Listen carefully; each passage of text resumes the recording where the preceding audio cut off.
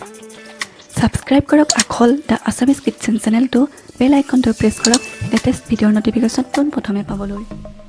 Hello everyone, মোৰ Aakholলৈ আপোনালোক সকলোকে পুনৰবাৰ স্বাগতম জনাই আজিৰ ৰেচিপি ভিডিঅটো আৰম্ভ কৰিবলৈ লৈছো।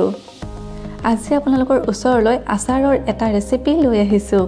আচাৰ খাই বেয়া পোৱা মানুহ হয়তো নোলাবই নহয়নে? তাতে জলফাই আচাৰ বুলি ক'লে ক'বই নালাগে।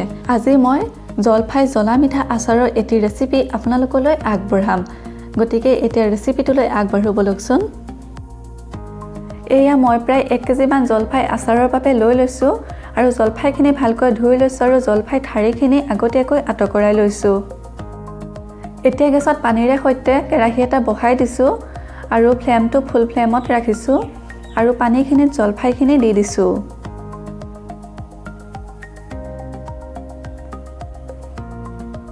এতিয়া জলফাইখিনি সিজাই থাকিব লাগিব প্ৰায় 5-10 মিনিট মান সময় ফুল ফ্লেমত। যেতিয়ালৈকে পানীখিনি ভালকৈ উতলি জলফাইখিনি সিজি নাহে তেতিয়ালৈকে হাই ফ্লেমত সিজাই থাকিব লাগিব। আৰু এয়া পানীখিনি উতল আহি গ'ল আৰু জলফাইখিনিও সিজি আহিলে। ইয়াতকৈ আৰু বেছিকৈ নালাগে সিজাবলৈ। এতিয়া গৰমে গৰমে পানীখিনিৰ পৰা জলফাইখিনি উঠাই থ'ব লাগিব। বেছি সময় পানীত থাকিলে বেছিকৈ কোমল হৈ যাবগে। এতিয়া জলফাইখিনি ঠাণ্ডা হৈ মানে আমি মছলাখিনি ৰেডি কৰি ল'ব লাগিব।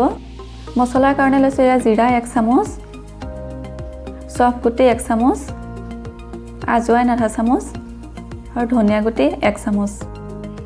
এইখিনি এতিয়া কেৰাহী এটাত একেবাৰে ল' ফ্লেমত 3 মিনিট মান সময় ভাজি থাকিব লাগিব। এয়া মই মছলাখিনি দি দিছো।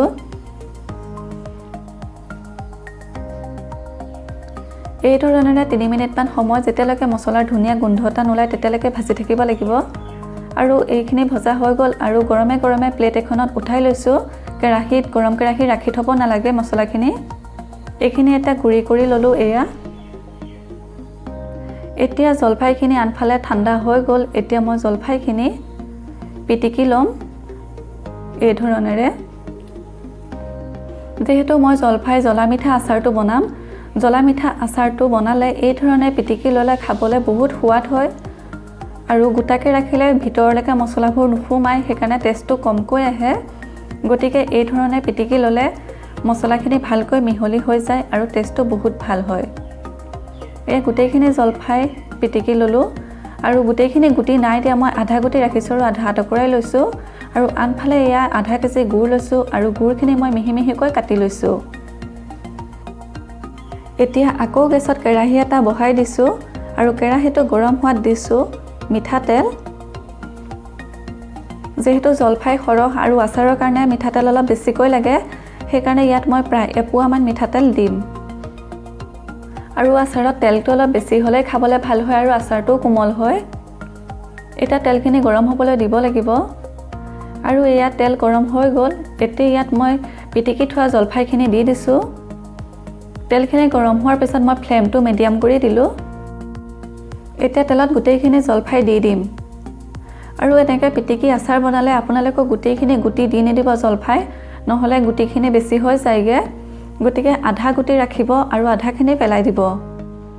যিহেতু জলফাই গুটিটো আচাৰৰ খাই ভাল লাগে সেইকাৰণে আধা দিব। এতিয়া মিডিয়াম ফ্লেমতে জলফাইখিনি এই ধৰণেৰে ভাজি থাকিম আৰু এই তেলখিনিৰ লগত জলফাইখিনি ভালকৈ মিহলি হৈ গৈছে।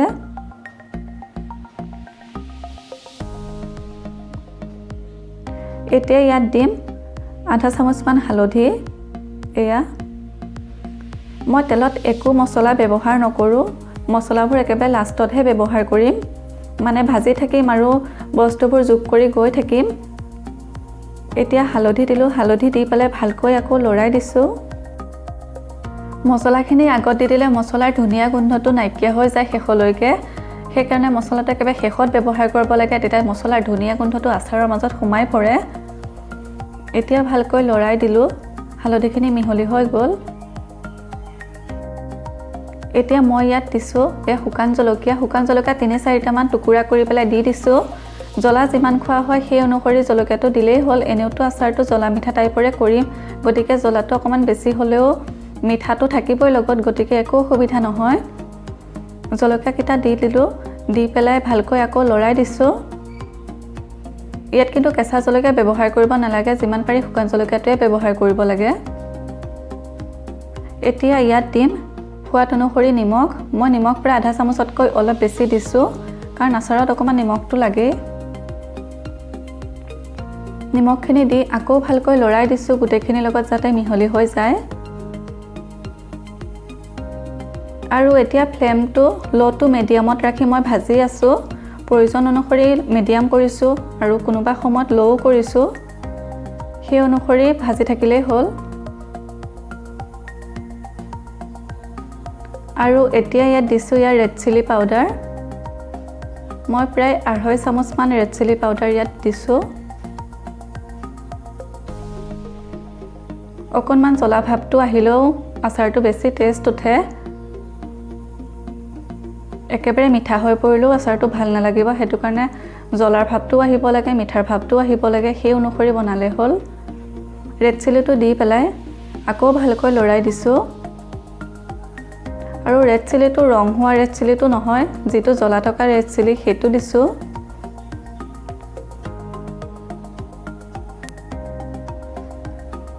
এয়া ভালকৈ লৰাই দি হৈ গ'ল এতিয়া ইয়াত দিম যিখিনি আগতীয়াকৈ কাটি থৈছিলোঁ গুড়খিনি প্ৰায় আধা কেজিমান সেই গুড়খিনি দি দিলোঁ গুড়খিনি দি পেলাই এতিয়া ফ্লেমটো মিডিয়াম কৰি দিলোঁ মিডিয়াম ফ্লেমত গুড়খিনি গলি যোৱালৈকে আকৌ ভাজি থাকিম মানে জলফাইখিনি 10 মিনিটমান ভজাৰ পিছত গুড়খিনি মই দিছোঁ গুড়খিনি সম্পূৰ্ণকৈ গলি যোৱালৈকে ভাজি থাকিব লাগিব ঘনে ঘনে লৰাই লৰাই আৰু এয়া সম্পূৰ্ণকৈ গুড়খিনি গলি গ'ল আৰু খুব ধুনীয়া কালাৰ এটা আহিছে আৰু মই বাৰু গোন্ধটোও পাইছোঁ ধুনীয়া আচাৰৰ গোন্ধটো আকৌ ভালকৈ লৰাই দিছোঁ এয়া ধুনীয়াকৈ জলফাই গুড় মিহলি হৈ গ'ল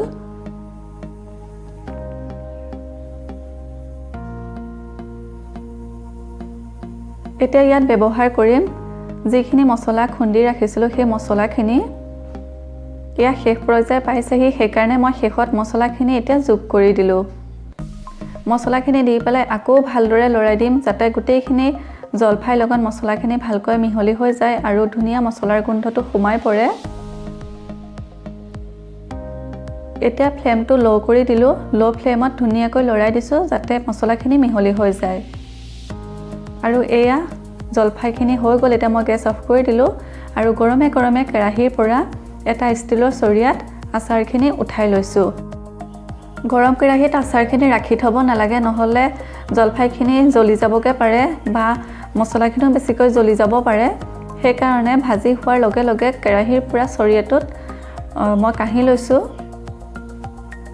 এই আটাইখিনি কাঢ়ি লোৱা হৈ গ'ল এইখিনি এতিয়া এইদৰে মই ৰুম টেম্পাৰেচাৰতে সম্পূৰ্ণভাৱে ঠাণ্ডা হ'বলৈ দিম আৰু আচাৰখিনি বহুত দিনলৈ ভালে ৰাখিবলৈ গেছৰ পৰা নমোৱাৰ আগমুহূৰ্তত ভিনেগাৰ বা নেমুৰ ৰস চেপি দিব পৰা যায় নহ'লে আপুনি যদি সেইখিনি নকৰে মাজে মাজে ৰ'দত দি থাকিব লাগিব তেতিয়াও আচাৰখিনি বহুত দিনলৈ ভালে থাকে মই ভিনেগাৰ বা নেমুৰ ৰস ব্যৱহাৰ কৰা নাই মই ৰ'দত দি থাকিম ৰ'দত দি থাকিলে আচাৰখিনি বহুত দিনলৈ ভালে থাকিব আৰু এইখিনি সম্পূৰ্ণভাৱে ঠাণ্ডা হৈ গ'ল এতিয়া এয়া এটা চিচাৰ বটলত মই আচাৰখিনি ভৰাই লৈছোঁ আৰু চিচাৰ বটলত আচাৰখিনি ভৰাওঁতে মন কৰিব লাগিব যাতে চিচাৰ বটলটো সম্পূৰ্ণভাৱে শুকান থাকে যদি পানী থাকে তেনেহ'লে আচাৰখিনি ভেকুৰি যাব বা বেয়া হৈ যাব সেইকাৰণে সেইটো কথা মন কৰিব লাগিব আৰু জলফাই এই জ্বলা মিঠা আচাৰবিধ ভাত ৰুটি পৰঠা এনেকুৱা ধৰণৰ সকলো বস্তুৰ লগতে খাব পৰা যায় আৰু জলফাই টেঙা ভাৱটোতো থাকেই লগতে জ্বলা মিঠাৰো এটা ভাৱ থাকে গতিকে এই ধৰণৰ আচাৰটো খাবলৈ বহুত সোৱাদ লগা হয়